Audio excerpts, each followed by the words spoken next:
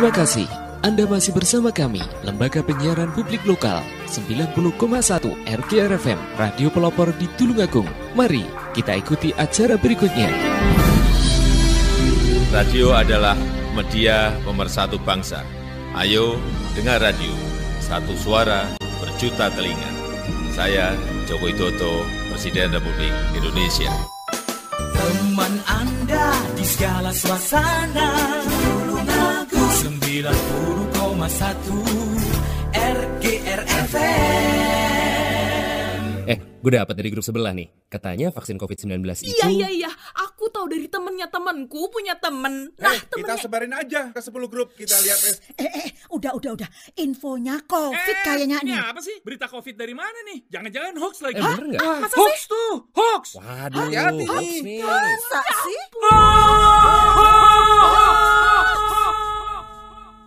Selain virus yang mengancam, ada bahaya lain yang mengintai, yang memicu kebingungan, menghapus rasa percaya, membunuh optimisme, membangun rasa curiga. Ribuan hoax yang beredar menghambat penanggulangan pandemi. Stop hoax dari sekarang. Tahan, saring sebelum sebar. Kalau dapat informasi, tahan dahulu. Cek di www.hoax.infovaksin.id baru disebar. Dipersembahkan Kominfo dan Komite Penanganan COVID-19 dan Pemulihan Ekonomi Nasional. Kesehatan pulih, ekonomi bangkit. Serta Indonesia Persada ID untuk menyiarkan baik. Belajar di rumah lebih mudah dengan belajar bareng lewat radio. Ayo belajar bareng lewat radio jam 9 pagi hanya di 90,1 RGR FM Radio Pelopor Tulungagung. Belajar bareng lewat radio kerjasama Diskominfo Kabupaten Tulungagung, Dinas Pendidikan Kabupaten Tulungagung, PGRI Kabupaten Tulungagung, dan 90,1 RGR FM Tulungagung.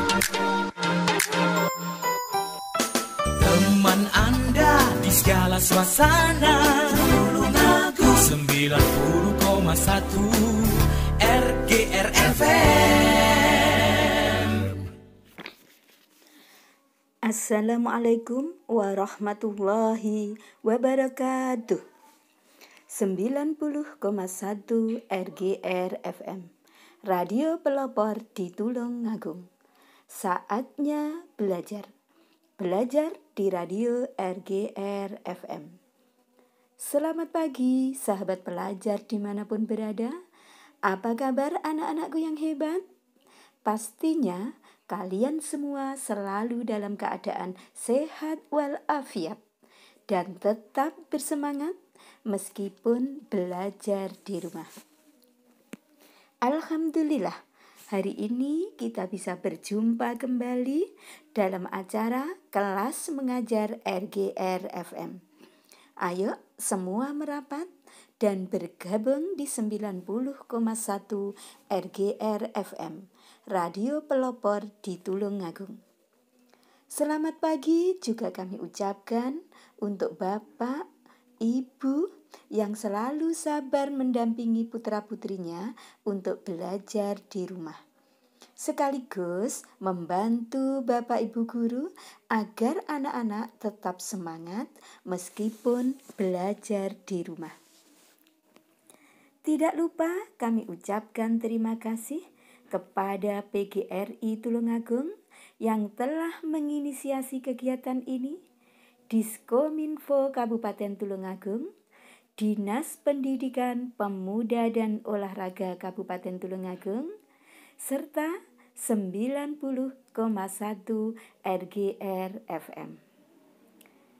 Acara ini terselenggara sebagai alternatif pembelajaran di rumah untuk menambah ilmu pengetahuan dan pembelajaran lebih menarik dan menyenangkan. Anak-anakku yang hebat, baik yang ada di rumah, di sekolah, atau di studio, atau di mana saja berada, sudah siap untuk belajar ya?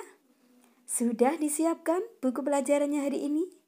1 jam ke depan, Bu Rohmi akan mendampingi anak-anakku kelas 5 untuk belajar bareng di 90,1 RGR FM.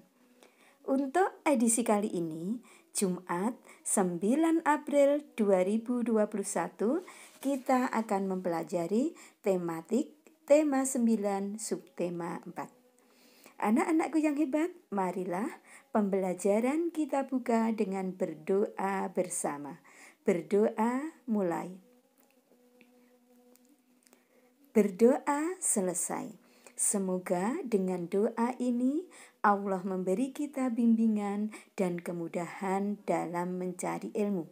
Dan semoga Allah memberi kita ilmu yang bermanfaat. Amin ya Rabbal Alamin. Ayo kita buka bukunya bersama-sama. Tema 9, benda-benda di sekitar kita. Subtema 4, kegiatan berbasis literasi dan kegiatan proyek. Sekarang kita mulai dengan kegiatan berbasis literasi. Anak-anak, kenapa sekarang ini di setiap tema pasti ada kegiatan berbasis literasi? Kegiatan ini bertujuan untuk menumbuh kembangkan minat baca anak-anak Indonesia. Kalian tahu bahwa minat baca rata-rata anak Indonesia ini termasuk sangat rendah dibandingkan dengan negara-negara lain di dunia ini. Dari 60 negara yang disurvei, minat baca rakyat Indonesia ini masuk pada urutan ke-52. Ini apa artinya? Artinya adalah minat baca anak-anak Indonesia itu termasuk sangat rendah. Anak-anak Indonesia tidak suka membaca. Maka dari itu, untuk menumbuhkan minat baca anak-anak Indonesia, maka di setiap akhir tema diadakan kegiatan berbasis literasi. Ayo, sekarang kita mulai kegiatannya. Untuk bacaan yang pertama adalah bacaan yang berjudul Lomba Seni Mempererat Persatuan. Ayo, kita baca bersama-sama bacaan tersebut. Di buku kalian ada pada halaman 183 sampai 186. Yang ada di rumah, yang ada di sekolah, yang ada di mana saja, mari membaca semua. Kita lihat berapa halaman? 1, 2, 3, 4. Ya, ada 4 halaman yang harus kalian baca mulai dari halaman 183 sampai 186. Nah, setelah kalian membaca, ayo kita menjawab pertanyaan-pertanyaan yang ada di bawahnya. Ada berapa pertanyaan? Ayo kita hitung. 1, 2, 3, 4, 5. Ya, ada 5 pertanyaan. Sekarang kita mulai pertanyaan yang pertama. Apa arti kata audisi dan registrasi yang terdapat pada bacaan tersebut? Nah, di dalam bacaan tersebut ada kata audisi dan registrasi. Apa artinya anak-anak? Kalau kalian ingin mengetahui arti kata, kita harus melihatnya di mana? Iya, kita harus melihatnya pada Kamus Besar Bahasa Indonesia yang biasa disingkat dengan KBBI. Menurut KBBI, arti kata audisi adalah pengujian atau tes yang dilakukan terhadap penyanyi atau penari dan sebagainya.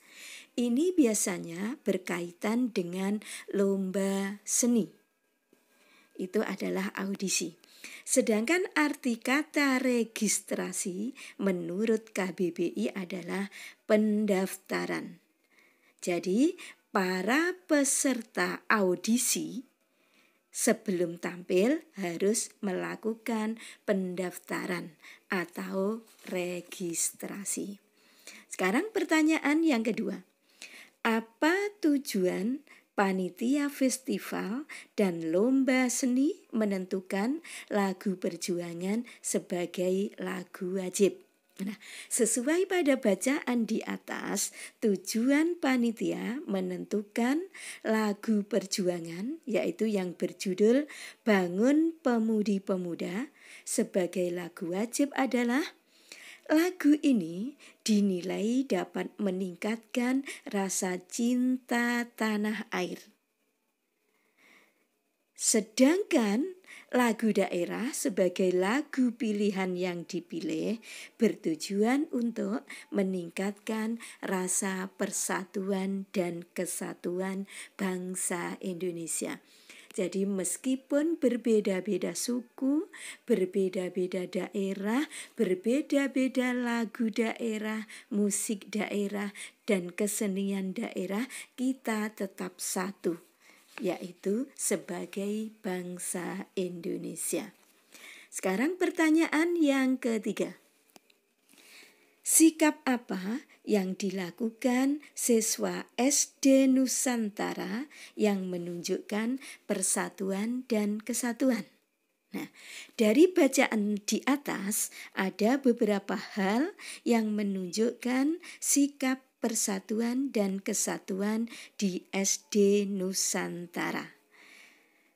Sikap-sikap tersebut antara lain: 1. Yang terpilih mewakili lomba, berlatih dengan giat mengikuti instruksi dari pembimbingnya. Sedangkan yang tidak terpilih mewakili lomba memberi dukungan pada temannya yang terpilih. Jadi tidak ada rasa iri atau dendam di antara mereka. Mereka semua bertanggung jawab pada tugas-tugas yang dibebankan pada mereka.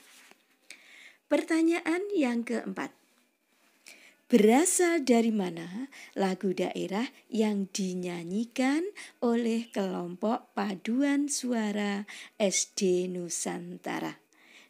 SD Nusantara tadi menyanyikan lagu daerah. Lagu apa anak-anak? Lagu daerah yang dinyanyikan?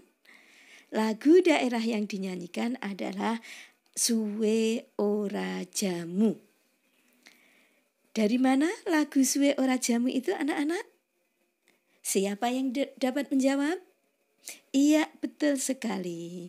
Lagu Suwe Ora Jamu itu berasal dari daerah Jawa Tengah.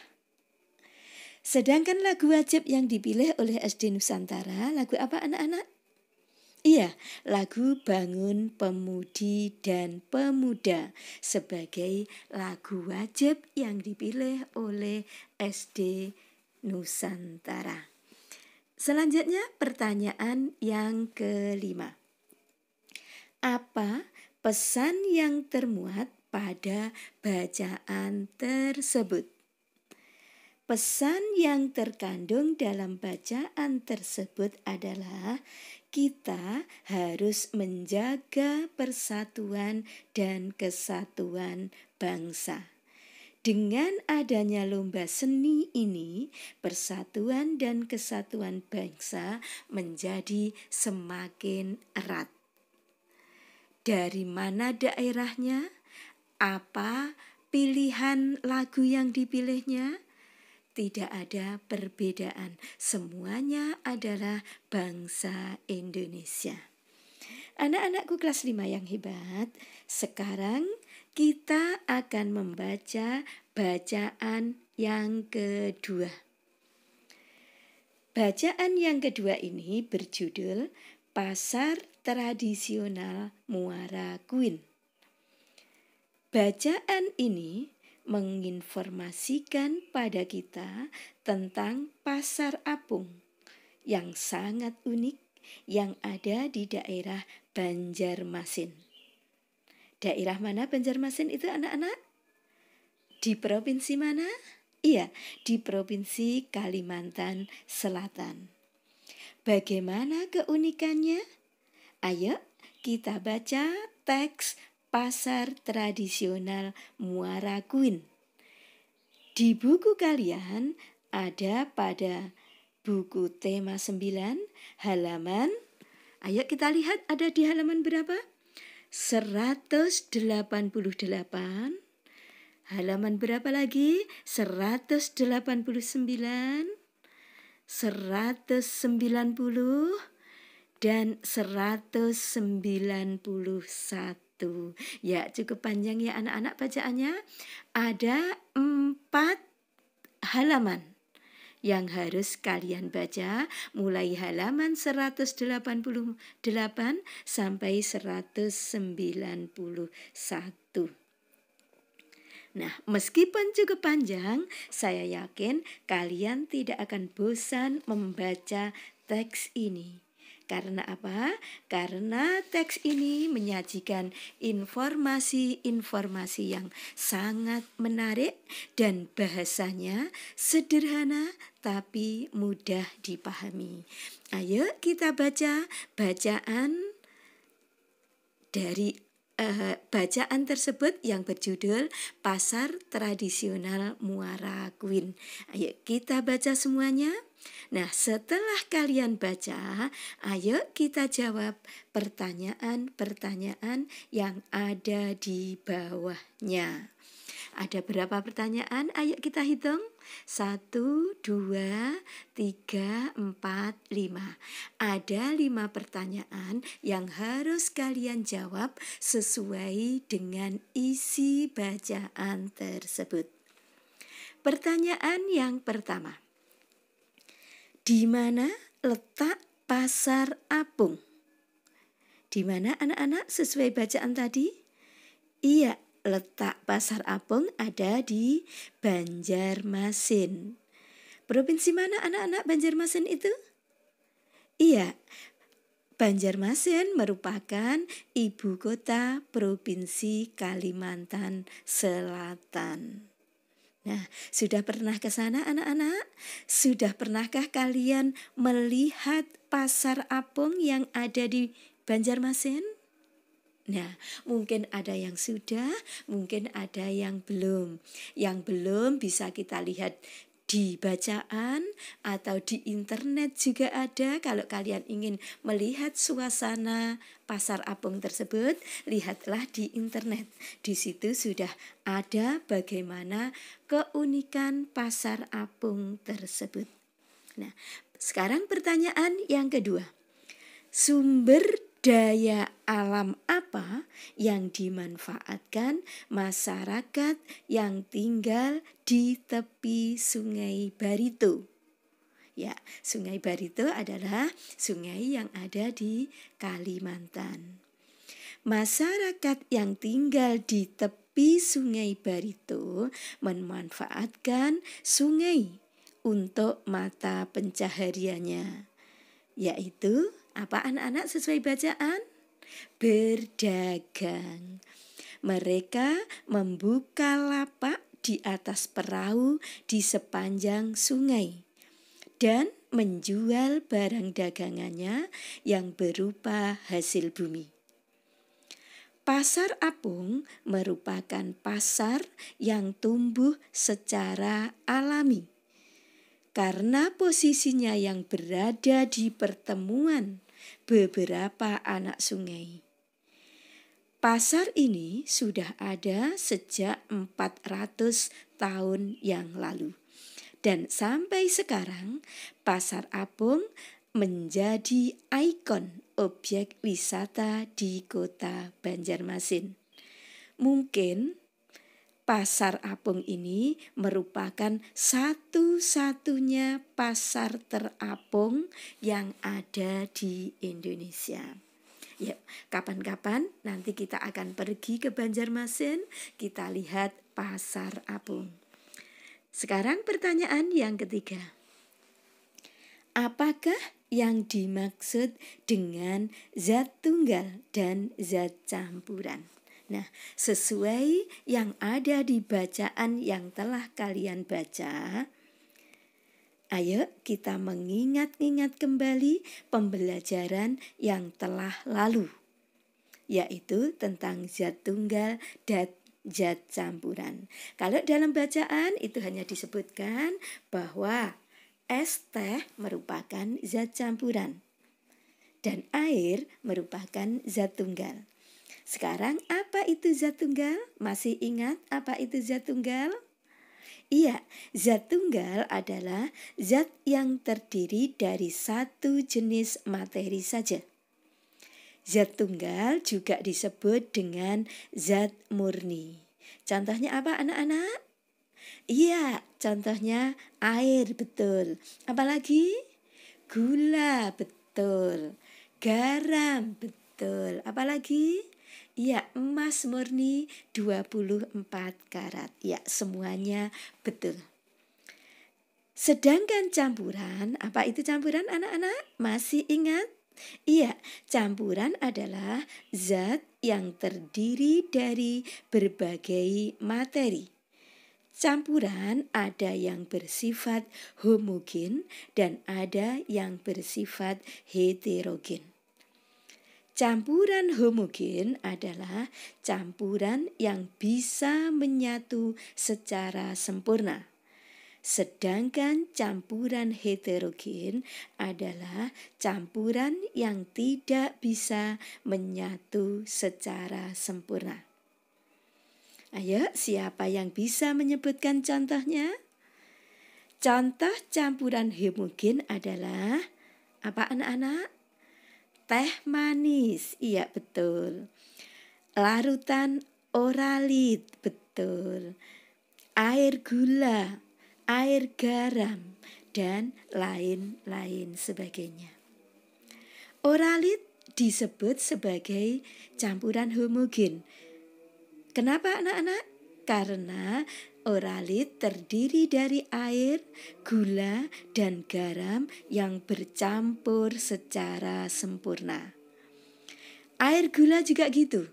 Gula dan air bercampur secara sempurna. Air garam juga begitu. Antara air dan garam tercampur secara sempurna. Tidak terlihat lagi zat-zat penyusunnya. Sedangkan contoh campuran yang heterogen apa anak-anak? Iya, campuran antara air dan pasir. Kenapa disebut heterogen? Karena pasir tidak bisa larut secara sempurna di dalam air. Sekarang pertanyaan yang keempat.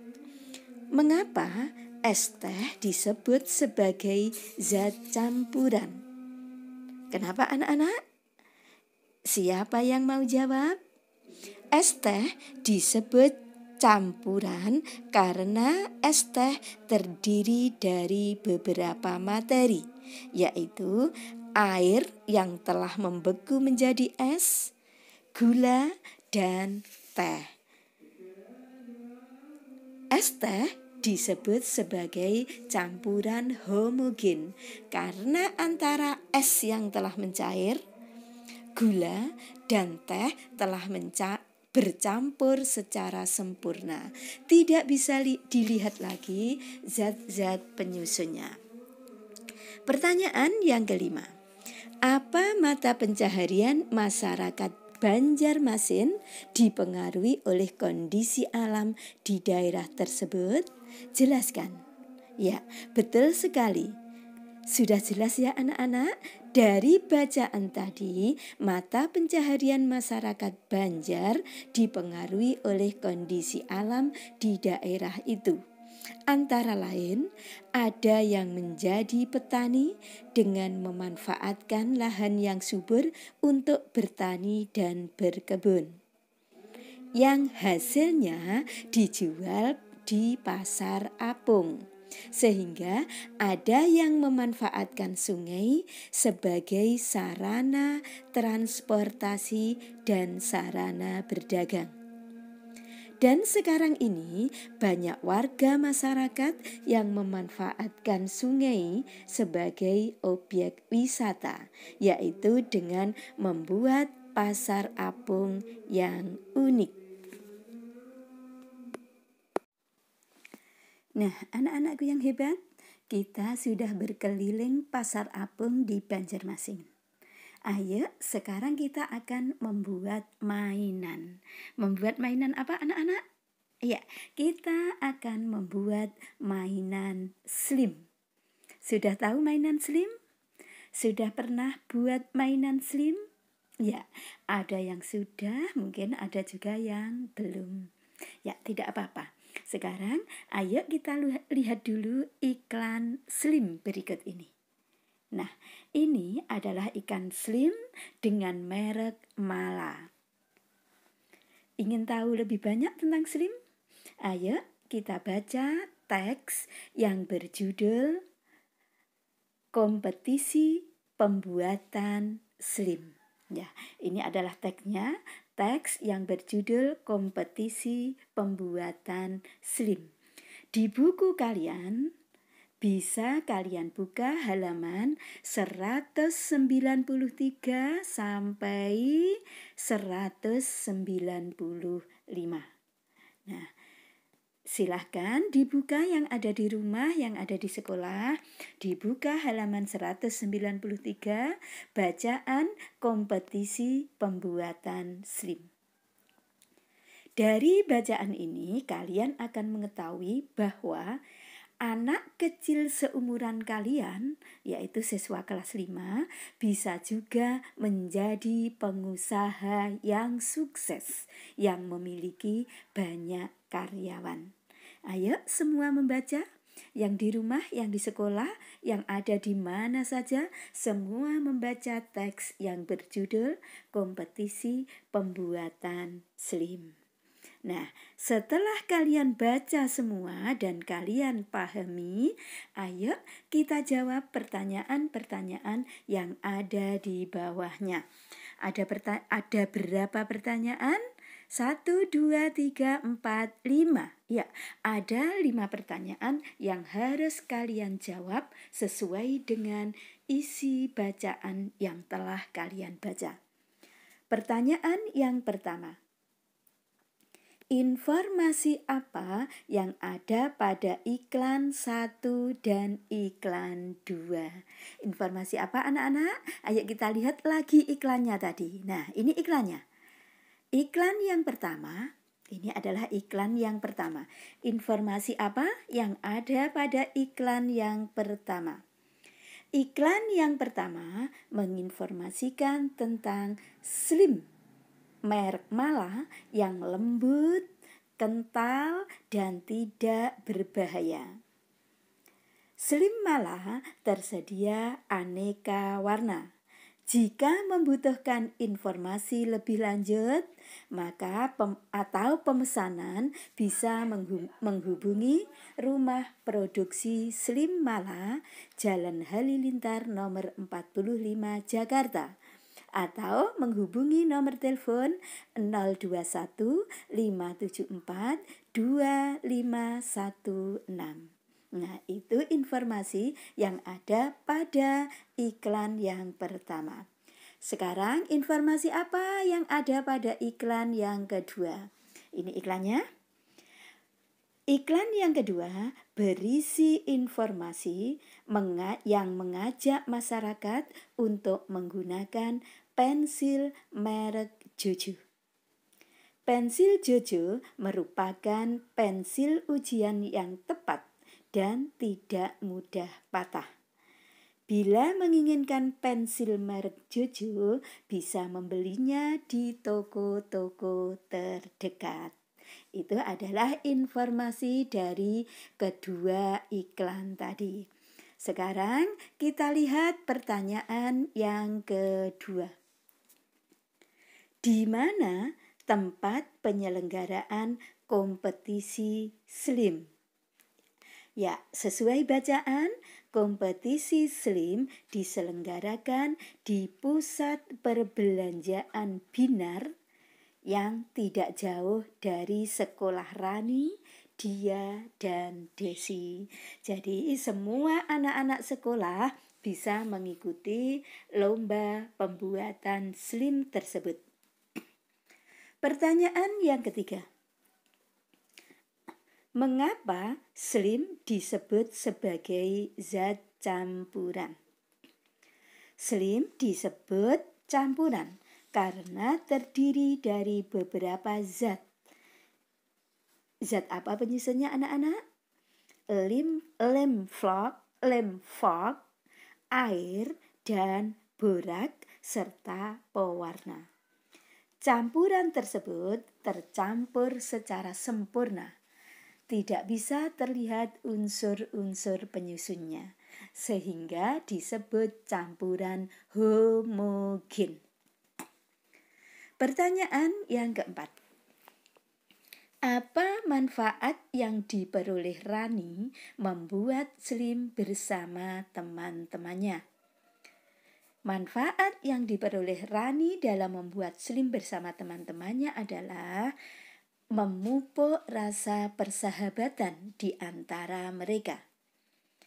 Dan mereka bisa mendapatkan uang hasil penjualan selim mereka.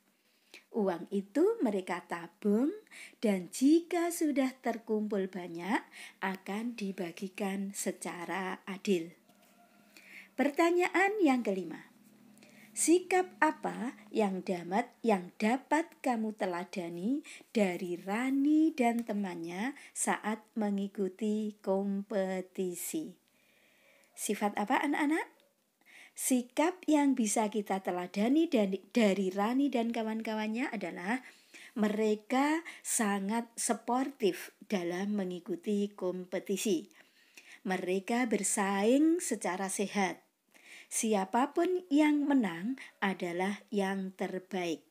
Mereka tidak iri dan juga tidak sakit hati. Apakah kalian juga pernah mengikuti kompetisi anak-anak? Kompetisi apa yang pernah kalian ikuti? Ya, mungkin ada yang pernah mengikuti kompetisi matematika, kompetisi IPA, kompetisi bahasa Inggris, kompetisi menyanyi, membuat anyaman, dan lain-lainnya. Anak-anakku yang hebat, masih setia di 90,1 RGR FM ya? Ayo, sekarang kita lanjutkan kegiatan literasi kita. Kita akan membaca bacaan yang keempat, yaitu bacaan yang berjudul Lestarikan Sungai dengan Prokasih. Prokasih itu merupakan akronim atau singkatan. Singkatan apa? Siapa yang tahu? Ayo. Prokasih adalah singkatan dari program Kali Bersih. Apa yang dilakukan dalam prokasih? Ayo kita lihat informasinya dalam cerita fiksi yang berjudul Lestarikan Sungai dengan Prokasih. Di buku tematik kalian ada di halaman 197 sampai halaman berapa anak-anak? Sampai halaman 200. Ya, cukup banyak ya. Kita hitung berapa halaman? 1, 2, 3, 4. Ya, ada 4 halaman yang harus kalian baca dan kalian pahami. Ayo, semua membaca ceritanya. Setelah kita baca, ayo kita menjawab pertanyaan-pertanyaan yang ada di bawahnya. Kita hitung ada berapa pertanyaan? 1, 2, 3, 4, 5. Ya, ada 5 pertanyaan yang harus kalian jawab sesuai bacaan. Pertanyaan yang pertama. Mata pencaharian apa yang dimiliki oleh warga Sukamakmur? Mata pencaharian warga Sukamakmur beragam. Ada yang sebagai perajin gerabah, ada yang sebagai karyawan pabrik, guru, peternak lele, tukang bangunan, dan buruh serabutan. Apa itu buruh serabutan anak-anak? Buruh serabutan adalah buruh yang apa adanya pekerjaan dia kerjakan. Ya kadang-kadang membersihkan halaman, kadang-kadang mencangkul, berkebun, tukang angkut barang, dan kadang-kadang juga sebagai kuli bangunan. Itu adalah buruh serabutan. Pertanyaan yang kedua, mengapa iklan yang dibuat tokoh disebut iklan layanan masyarakat? Kenapa anak-anak? Karena iklan tersebut dibuat untuk masyarakat, mengajak masyarakat untuk melakukan sesuatu yang baik atau menginformasikan sesuatu pada masyarakat. Contohnya, iklan yang mengajak masyarakat mengikuti Prokasih, program Kali Bersih. Himbauan masyarakat untuk tidak membuang sampah sembarangan. Iklan penghijauan, iklan untuk menjaga kebersihan lingkungan, dan iklan untuk melestarikan air dan udara. Pertanyaan yang ketiga, apa isi kalimat yang dibuat tokoh dalam bacaan tersebut? Kalimat yang dibuat oleh tokoh dalam bacaan tersebut, ayo kita lihat. Nah, ini adalah kalimat yang dibuat oleh tokoh dalam bacaan tersebut yang dibuat sebagai iklan. Terima kasih tidak membuang sampah di sungai. Kami mendukung program Kali Bersih. Kalimat ini mengajak masyarakat untuk tidak membuang sampah di sungai agar air sungai tetap bersih dan jernih. Ya, ayo kita ikuti iklan tersebut. Sekarang pertanyaan yang nomor 4. Mengapa kerja bakti turut mendukung terciptanya persatuan dan kesatuan? Kenapa anak-anak? Kerja bakti turut mendukung terciptanya persatuan dan kesatuan karena dengan kerja bakti bisa menjalin rasa persaudaraan antar warga. Komunikasi antar warga semakin lancar dan hubungan antar warga semakin harmonis.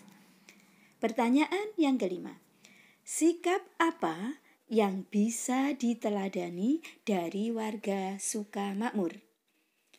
Dari bacaan di atas, banyak hal yang bisa kita teladani dari warga Sukamakmur.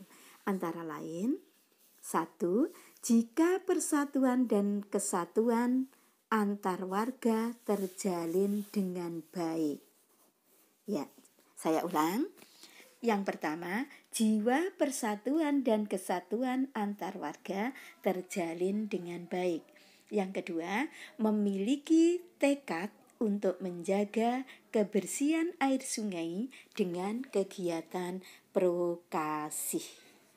Ya, anak-anak hebatku di rumah, masih semangat belajar ya? Ayo, sekarang kita lanjutkan bacaan yang kelima. Bacaan kelima berjudul Mengenal Teknologi Transportasi Laut. Mengenal teknologi transportasi laut. Di buku kalian bisa dibuka halaman 202 sampai 204. Iya, 202, 203, dan 204. Ayo dibaca, dicermati, dan dipahami. Setelah dibaca, ayo kita menjawab pertanyaan-pertanyaan yang ada di bawahnya. Ada berapa pertanyaan anak-anak? Iya, ada 5 pertanyaan yang harus kalian jawab. Pertanyaan yang pertama, apa kenampakan alam yang ada di Desa Susoh? Desa Susoh adalah suatu desa di Kabupaten Aceh Barat. Kenampakan alamnya merupakan daerah pantai dan laut. Pertanyaan yang kedua, Seni kerajinan apa yang ingin dipelajari oleh Delisa? Nah, sesuai bacaan, seni kerajinan yang ingin dipelajari oleh Delisa adalah seni ukir. Khususnya seni ukir mengukir alas Al-Quran yang terbuat dari kayu. Seni ukir ini akan dipelajari Delisa pada suami istri yang bekerja memproduksi alas Al-Quran dari kayu. Untuk menekuni dunia seni ukir diperlukan sikap teliti, telaten, dan sabar. Pertanyaan yang ketiga, Apakah mata pencaharian masyarakat Desa Susoh sesuai dengan keadaan geografisnya? Jelaskan. Sesuai apa tidak anak-anak? Iya, mata pencaharian masyarakat Desa Susoh sesuai dengan kondisi geografisnya yang merupakan daerah pantai. Banyak warga yang bekerja sebagai nelayan, penjual ikan, dan pengrajin. Pertanyaan yang keempat. Bagaimana perkembangan teknologi transportasi laut dari zaman nenek moyang hingga saat ini? Transportasi, khususnya transportasi laut, berkembang sesuai dengan kemajuan zaman. Kalau dulu nenek moyang kita melaut menggunakan rakit, yaitu alat transportasi laut yang sangat sederhana, yang digerakkan oleh tenaga manusia dengan memanfaatkan angin dan dayung. Kalau sekarang, transformasi laut sudah sangat berkembang dengan memanfaatkan penemuan-penemuan mesin. Pertanyaan yang kelima, mengapa budaya gotong royong masyarakat Desa Susoh dapat memperkuat persatuan dan kesatuan? Gotong royong masyarakat Desa Susoh dalam menarik kapal baru dari daratan menuju perairan pantai dapat memperkuat persatuan dan kesatuan karena dalam gotong royong tersebut terjadi komunikasi yang akrab, hubungan yang harmonis, sehingga dalam gotong royong tersebut akan mempererat tali persaudaraan antar warga. Jika persaudaraan sudah terjalin, maka persatuan dan kesatuan bangsa akan terjalin dengan kuat. Anak-anakku yang hebat, 5 bacaan dalam kegiatan literasi telah kita laksanakan. Sekarang saatnya kegiatan proyek. Ada 2 kegiatan proyek pada tema ini yang harus kalian laksanakan, yaitu pementasan tari dan pembuatan karya seni rupa daerah yang berupa batik. Ayo, sekarang kita akan melaksanakan proyek yang pertama. Langkah dalam melaksanakan proyek yang pertama yaitu pementasan tari. 1. Buatlah gerak tari dengan pola lantai yang telah kalian pelajari. Kamu boleh mencontoh tari yang ada di televisi atau internet, atau mengarang sendiri gerakan tari sesuai dengan kreativitas kamu. 2. Tentukan iringan untuk mengiringi tarianmu. Bisa musik daerah atau musik modern. 3. Berlatihlah memadukan antara gerakan dan iringan musik. 4. Siapkan juga busana tari sederhana sesuai dengan tarian yang kalian bawakan. 5.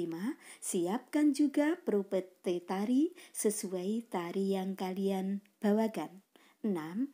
pentaskan gerak tari kreasi kamu di panggung pementasan dengan iringan dan busana yang telah kamu persiapkan. Jika tidak memungkinkan dalam panggung pementasan, maka videokan tarian kamu dan kirimkan pada guru kalian masing-masing. Siap anak-anak? Bisa anak-anak?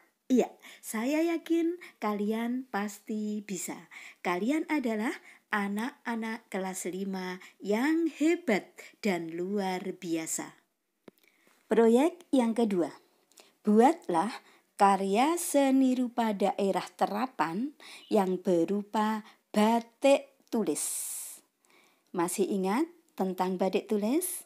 Langkah-langkah pembuatan batik tulis adalah sebagai berikut.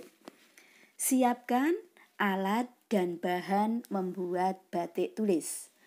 Alatnya berupa kompor kecil untuk memanaskan lilin, wajan kecil, tempat wadah untuk lilin dipanaskan. 3. Gawangan adalah alat untuk menyampirkan kain yang akan dibatik. Gawangan ini terbuat dari bambu. 4. Canting adalah alat untuk membuat motif batik. 5. Panci atau ember, yaitu tempat untuk pewarna kain batik. Dan yang terakhir, alat yang terakhir adalah panci yang agak besar yang akan digunakan untuk melarutkan lilin dari kain tersebut. Sekarang bahan-bahannya, apa saja bahan untuk membuat batik tulis? 1. Lilin. Lilin ini berguna untuk menutupi motif atau warna yang akan dipertahankan. 2. Kain mori yang akan dibatik. Dan yang ketiga adalah pewarna, bisa wenter atau naptul. Yang terbaik untuk mewarna batik adalah naptul. Langkah yang kedua adalah membuat motif batik. Langkah-langkah dalam pembuatan motif batik adalah yang pertama adalah molani, yaitu membuat pola motif yang akan dibatik. Bisa menggunakan pensil, ballpoint, atau arang hitam. Yang kedua, ngelowongi, yaitu proses membuat motif dasar dengan menggunakan canting. Dan yang dicanting adalah pola yang telah dibuat. Yang ketiga adalah ngiseni, yaitu proses memberi isi motif yang telah dikelowongi tadi. Isinya bisa berupa cecek-cecek, bisa berupa gringsing, bisa berupa ulat-ulatan, atau berupa padas gempal.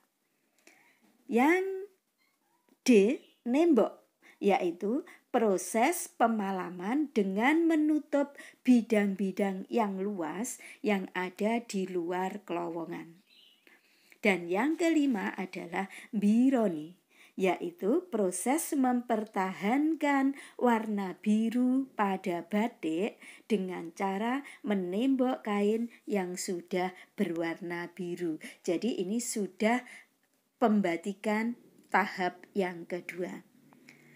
Sekarang yang ketiga adalah proses pewarnaan. Di dalam pembuatan batik ada beberapa tahapan pewarnaan. Antara lain, yang A itu namanya medel, yaitu proses pembuatan warna biru dan hitam. Kain batik yang sudah dibuat motif dicelupkan pada naptul warna biru atau hitam. Yang B adalah nguning, yaitu proses memberi warna kuning pada motif batik.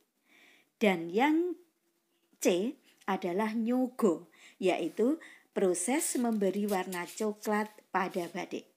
Dengan cara memasukkan kain batik yang telah diberi motif dan diberi warna kuning atau hitam atau biru ke dalam warna coklat.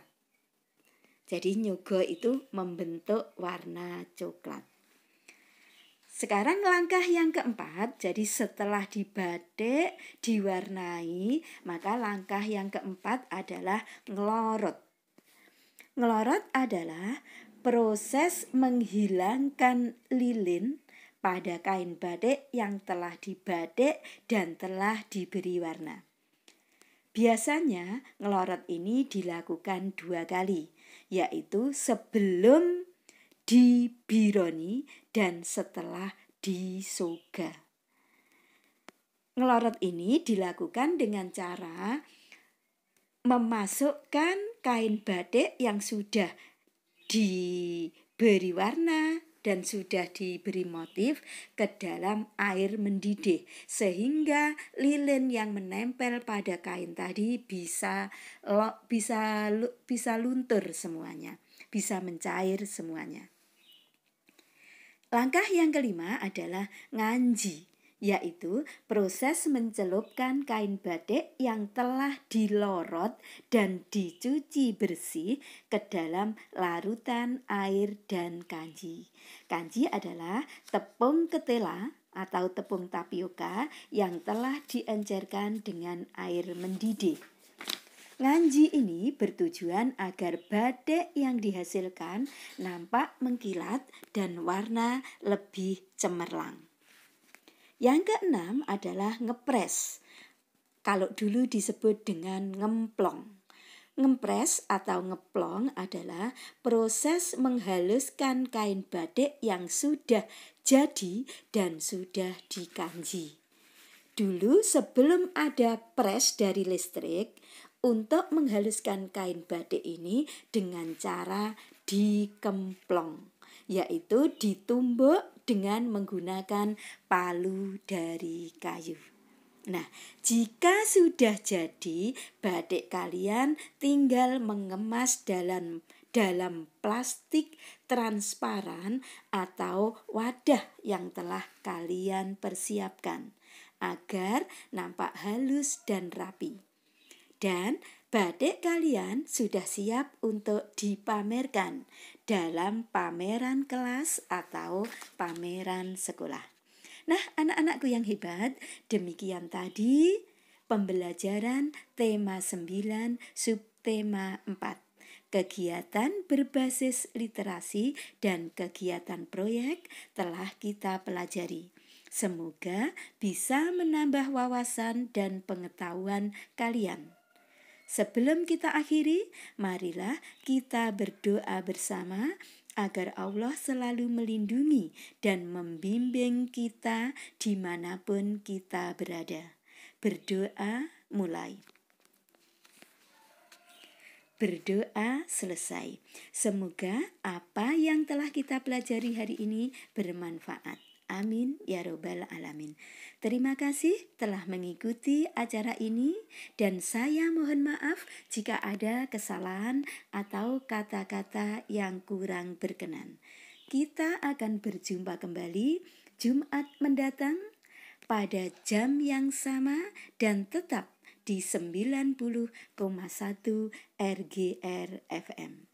Saya akhiri, wassalamualaikum warahmatullahi wabarakatuh. Teman Anda di segala suasana, Tulungagung 90,1